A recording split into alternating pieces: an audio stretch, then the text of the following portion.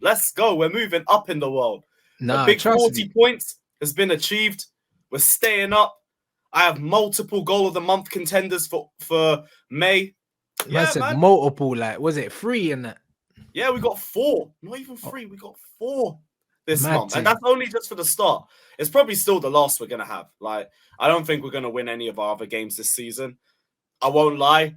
Bournemouth was daylight robbery. We were fucking horrific in that game too. We didn't deserve to win that game. Bournemouth just can't finish their chances. But Yeah, you know what? Beggars can't be choosers. I've been fact. begging for 40 points for 5 months now. It's Yeah. not about how we get it. It's about when you get it. And we've got it.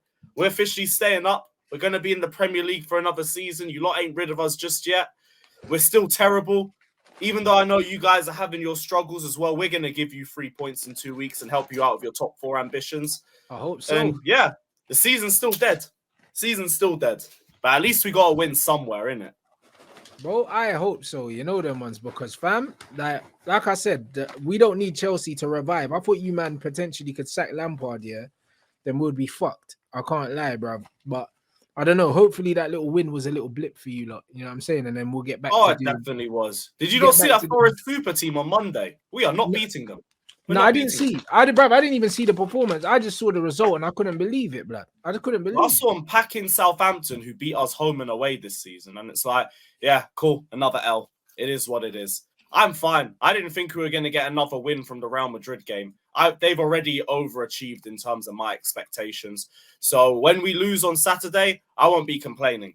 But we're not winning another game from now till the end of the season. It is what it is. Forest is an L. City is definitely an Forest. L. Yeah. Forest, we're losing. We're 100% losing to Forest. Raw. 100%. Like, we weren't even convincing on Saturday. I don't know if you watched the game or not. I didn't, bro. Like, fill me in, bro, because this is news to me. But I thought when I saw 3-1, I thought you man played. No. We were fucking dreadful for about 70, 75 minutes. Like, the only good players who started were Badiashile, unbelievable. Madueke, Kepa had a couple good saves. That was about it. Bournemouth were carving through us like prime 2011 Barcelona in the first 30 minutes. If you look at the goal they scored, right, they tried to replicate that a good 3-4 times. And I was thinking, fuck, all right, cool. At least I got to see a goal, but we're going to get packed. But Bournemouth, they don't take their chances. They had multiple opportunities. They created so many chances. They missed a header from 2 yards out. They may or may not have deserved a penalty in the second half. I'm not sure, but if it is, you know what? We deserve some luck. But we were not good. There were so many players who were atrocious. Ben Chilwell was where attacks went to die. Enzo, Kante, Gallagher, they got fucking cooked, all 3 of them.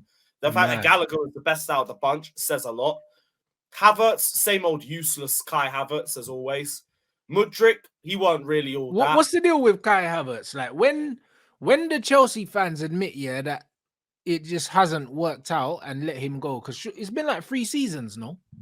Bro, like, there's so many times where they have done. I genuinely thought the 0-0 Liverpool draw would have been where the fans finally saw the light, because so many people are like, this guy's shit. I can't stand by him anymore. He ain't the silky German anymore or any of that crap. Then he did like a fuck ton of pressing against Man United and suddenly Kai Havertz is back and all of that. I'm bored of it. It is what it is. Like I said, March Havertz, it is what it is. We all can predict that shit's going to come round. Chat to me in April. We're in May. 0 goals, 0 assists, a bunch of meaty performances. He did nothing on Saturday. Man said he done a shitload of pressing, you know. Fucking hell. He weren't even pressing on Saturday. That was the thing. Losing the ball for fun. Dominated again easily by Bournemouth's defenders. He contributed to fuck all, honestly. But we're still going to keep him for another year. Apparently, the board want to give him a new contract next year. And it's but like, for what, though? I don't know. Like, I don't understand how long you can live off a Champions League final goal for. Because this is taking the piss. This is honestly, this is the 3rd season. You have had 1 month, the Borussia Dortmund game at home.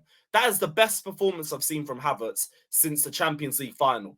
And I was like, hands up, unbelievable performance. Here is the standard. Now, none of you chat to me because you lot have been trying to defend meaty-ass performances for the last 2 years, and then you want to say you were right because of this brilliant performance against Dortmund. Cool. Don't drop. Don't drop from that level. And then what happened? Dropped. Straight off a cliff, back to being useless again. Now people want to defend him, say, oh, he's not in his natural position. He's not had the right coaching, blah, blah, blah, blah, blah. And I'm not here for it. It's about what do you bring to me? What do you bring to the team other than dispossessions, fouls, and offsides? Nothing. You are top of the league for offsides. That's the best thing you've got in the Premier League. Top of the league. So bring up the chart if anyone has it as well. Top by a mile. And people will say, oh, Ivan Toney's second and everything. Cool. Ivan Toney has 20 goals this season. That's the difference. Kai Havertz has 6 in the league. That's the difference. That guy is the biggest waste of time.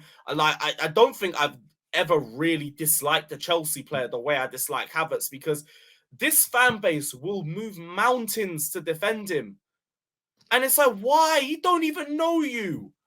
He's called the Chelsea fans flip-flops. He said that they flip-flopped on their opinion on him. Why is that? Maybe because you flip-flop with your fucking ability game in and game out. You'll drop a Dortmund game and then disappear for the next month. No, facts. The reason why you're a flip-flop. The guy shushed the Chelsea fans when he scored the winner against West Ham. What, he shushed your fans?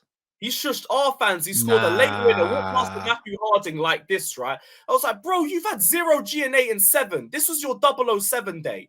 And you're shushing the fans because you beat the allegations. Cool. You better score your next few games. And you know what he did? 0 GNA in his next 5.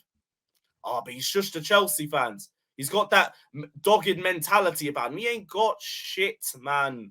He's not got shit except a bunch of simps who honestly just fancy him at this point. It's the only thing, because like it's genuinely, the excuses are dead. It's like, no, I still believe there's something in him. What do you see in him? I don't know, but like I can see it. I can see a good player. What is the ability? And you know what they'll say? Off the ball attributes. Every time. Yeah, but he's not even mad athletic though. Like he's fast, but he's not rapid. He's got no core strength about him, but is it's he all even about fast though? Like I don't even know if Havertz is fast, bro. I think that's a reach as well. I don't think he's like Timo Werner rapid or anything. I'd say he's a bit quick, like he's got some acceleration about him, but you got to turn the pace. About it. It's all just the pressing, the work rate, and just fanboys and fangirls who just simp over him every single day. Some of the comments I read about this guy, they'll talk about the way that he looks. They'll talk about his poses for fucking GQ or Calvin Klein and all of that. If you don't want to stare at his bulge all week, you go and do that. I want to watch football players play football, innit? I'm not here for models. I'm not here for boy band FC. And I don't know. That's what this fan base is about, innit? Because that's the only thing that makes sense to me. You cannot be defending this brother in fucking May 2023. Because there is no attributes that he brings that are on the ball. All he has is pressing, work rate, like a good guy in the dressing room who doesn't make any problems for the manager. That's it. I don't know how all these managers see him and they want to start him every game. I don't know why we want to give him a new contract for. Bro, because he costs fucking like 72 million, yeah? And he's probably on big wages, so there's probably pressure from upstairs to play this guy. That's the only thing I can think of. They didn't even pay 72 mil for him. The old regime did. So it's like, that's not even an excuse. I genuinely don't get what you see in him. Like, Aubameyang has not been being played. He's had like 3 appearances since January, right? And it just came out that the reason why they haven't done that is because he has this massive bonus per appearance clause. And they don't want to play him as a result of that. And people in this fan base have just gone, oh, really? Fair play. Now I understand it. Huh? Bro, you need to win 600 million we have spent this season, right? All to complain that we have no firepower up front. All to have the worst attack in the Premier League season in 99 years at Chelsea. But we're going to applaud the fact that we don't play the only experienced striker that we have just because we have to pay him per appearance. A clause that you agreed to. It's stupid. Yeah, I mean, them clauses don't write themselves. They put that clause in there and they're trying to say, oh, that's the excuse. That's why we don't use him, because we have to pay him per appearance. Why did you bring him on against Tottenham when we were 2-0 down? He didn't come on until the second goal came in and there was 5 minutes left. Why did you do that then? Why did you bring him on against Brentford? Why did you start him against Arsenal? You clearly can play him, but you have wanted to persist with Kai Havertz up top. Why? Because we're 10th. We are in mid-table with the 3rd or 4th best defense in the league. In spite of all of that, we still barely concede goals. So it's clearly the attack, but you don't want to play our best striker. Oh, Aubameyang's washed. The guy who went to Barcelona in 6 months and took them from 9th to 2nd. Last season, by the way. But he's washed. No, you know what it is, yeah. Washed. I hear you, bruv, but it's like, you're right. I'd rather play Aubameyang up front, yeah, than have no striker blood, like Havertz. You know, like that. Like, bro, you know what the mad thing is? That even though Aubameyang, yeah, man might say he's washed, yeah, at some point in his life, he's proven that he can score goals, blood. Like, Havertz ain't never proven that he can score goals. So what are we hoping for? Do anything. What are we hoping for? He's meant to be a traitor. Do you remember when he first joined us?